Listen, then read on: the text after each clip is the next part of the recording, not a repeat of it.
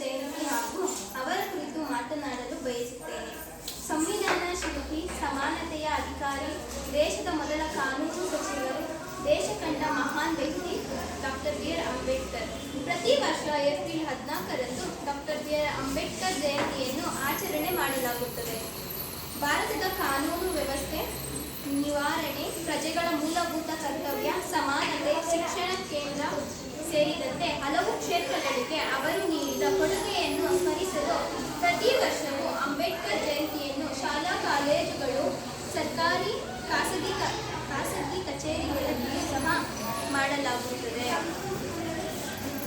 Doctor B R. Ambedkar ಅವರು ಮಧ್ಯಪ್ರದೇಶದ ಮಾಹೋದಲ್ಲಿ 1891ರ April 14ರಂದು ಜನಿಸಿದರು.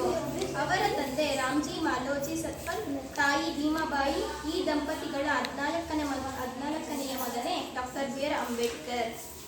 ಅಂಬೇಡ್ಕರ್ ಅವರು 1927ರ ಜೂನ್ 8ರಂದು ಕೊಲಂಬಿಯಾ ವಿವಿಯಿಂದ ಅರ್ಥಶಾಸ್ತ್ರದಲ್ಲಿ ಡಾಕ್ಟರೇಟ್ ಪದವಿ ಪಡೆದರು.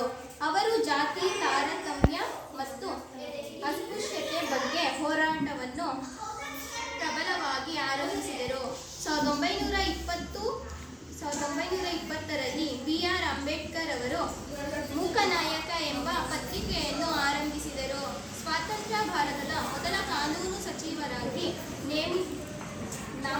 ನೇಮಕಗೊಂಡರು.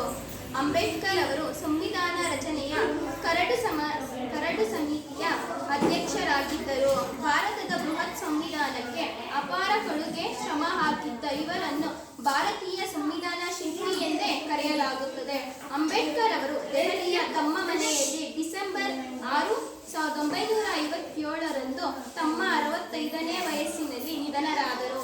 ಅಂಬೇಡ್ಕರ್ ಅವರಿಗೆ 1990ರಲ್ಲಿ ಮರಣೋತ್ತರ ಭಾರತ ರತ್ನ ಪ್ರಶಸ್ತಿಯನ್ನು ನೀಡಿ ಗೌರವಿಸಲಾಯಿತು ಎಂದು ತಿಳಿಸುತ್ತಾ, ನನಗೆ ಮಾತನಾಡಲು ಅವಕಾಶ ಕೊಟ್ಟಿರುವ ಶಿಕ್ಷಕರಿಗೆ ಹಾಗೂ ನನ್ನ ಪ್ರೀತಿಯ ಸ್ನೇಹಿತರಿಗೆ ನನ್ನ ಹೃದಯಪೂರ್ವಕ ಧನ್ಯವಾದಗಳು. ಅಂಬೇಡ್ಕರ್ ಅವರಿಗೆ ಜಯವಾಗಲಿ. ಜೈ ಹಿಂದ್, ಜೈ ಭಾರತ್.